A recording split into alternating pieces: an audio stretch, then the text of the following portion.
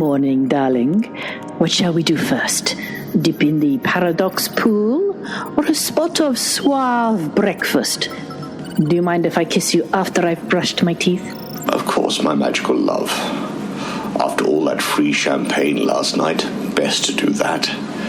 They certainly pulled out all the stops at this hotel. You booked it well. No, you booked it, silly. The Four Shadow Inn Luxury Resort. You said it sounded ominous, in a good way. There are no good witches. You always told me that. I did, didn't I? Must say, a bit hazy now, how we got here. After the wedding. Our wedding? Yes, that's us. Dr. Witch and Mr. Cortex together at last. I'm sorry. I refuse to become Mrs. Cortex. It's no spell of my wand, so we have separate names. Would you like me to be called Mr. Cortex Witch? Or you Mrs. Witch Cortex? What's in a name? A rose by any other... No, a lily. Do we know someone called Lily? Who on earth's that? What's that? Well, it's a planet, I think. I can't remember. It doesn't matter. Let's just get on with our lives together. I fancy a breakfast buffet with all the trimmings. So do I. The service here is so good. I'm told they really obey you. Obey me. Obey me. Why does that seem so familiar? Well, you don't need me to tell you to obey. I love you, Cortex. Sorry, Mr. Cortex. Oh, you can call me Cran if you want to. He was a legendary, long-lost witch lord, an epic reputation. But here we are, together, in a romantic honeymoon suite. You might think I overdid it with the booze last night, but tell me, how did we get here? Oh, well, that's obvious. I can't recall. This place doesn't feel like the Karma Getting Factory or Lally's department store. But something's not right. I love you. That feels right. Me too. I love me too. I am Mr. Cortex, and you will love, honor, and obey me. All right, love boat. I do love a man who knows what he wants. And what do you want, my darling, for breakfast? I think something healthy after last night. Some bran flakes. I love them. You've got Cran on the brain, my dear. Or in the heart. Did you have a crush on him before we met? Yes, no, I don't know. How did we meet? Why do we love each other? Well, I am quite lovable. And you are my sworn enemy, Dr. Witch, and you die.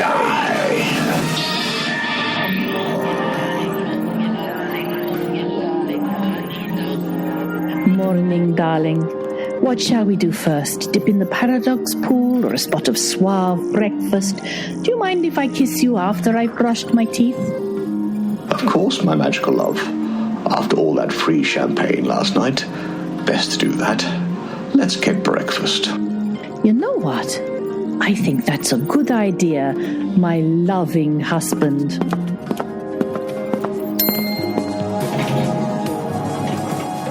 Hello, I am Young One, and I'll be your bear Reester. But today, can I pour you anything thick and smoothing from my immediate area? No, thank you. I'll just have the... Please excuse my current wife. I'll order for her. She'll have the one of those, a serving of that, a steaming cup of the other, please. Very good. And for you? Oh, the usual. And what's that? I don't think I've seen you before. Of course not, silly me. Don't know what I was thinking. Just bring me assorted foods from the menu, beginning and ending in the same vowel. Good choices. I'd rather you didn't order for me. I don't mean to start a lover's tiff, but that sort of behavior really got on my wand. This is a very traditional area of the universe. I didn't want to show you up. Don't be so patronizing. You know that hurts me. Sometimes I don't know why I married you. In fact, I don't even remember our first date. Nonsense, it was... it was at the, I can't remember either. What a pair we are. We are an odd couple. Don't seem suited. Opposites attract. I've heard of a female human and an animated cat creature that lived happily ever after. Or was that a song? Speaking of song, have you noticed the music keeps cutting out? 1 minute it's Zack awkward singing, then it just loops over again. Zack awkward? I don't know him. I suppose being a 700-year-old witch lord, I'm out of touch. Well, I'm 666. I know who he was. Didn't he take over the earth and kill my friends? No. You did that. When? I've only just woken up. Honestly, darling, you do dream up the most ridiculous fantasies. There you go. The food you ordered. Any drinks? I'll have a please kill my husband, he's an imposter cocktail with a what's really going on chaser. I'm not sure we have that. Please excuse her. She's just a massive pain at the moment. Me? You're the one who turned my friends against me, got Luna from stealth to die, or love a trick pop star. Right. Okay. It would seem you have a lot to talk over. I'll come back and ask you about dessert later. Much later. Mr. Cortex, it's you. After all this time, if I had my wand, I'll spell you into next week. It would appear both our memories are returned. Both of us being beloved honeymooners, obviously too much for whatever this foreshadow inn wanted us to believe. This is you, isn't it? I was just on the cusp of... I can't remember. Abandoning the earth to look for your new love? Cran. I wouldn't do that. Would I? That's not me. I'm a witch lord. An older one. Your old teacher, and I recognize something under a spell. Particularly a strong love spell. Gods of witchcraft handiwork. Oh yes, I remember Dolores trying to get you with one at Wickiversity. It backfired on her, and she adored her desk for a month. You couldn't leave her alone with it. So somehow, here we are, in a romantic building, closed off with bare waiters and bees, and they are feeding us up. For a sacrifice, maybe. Of course, the spell spiral must be fighting on my side. Clearly, I've been spelled to love Cran by someone or thing. I can't remember. There's blood. Look, up on the wall there.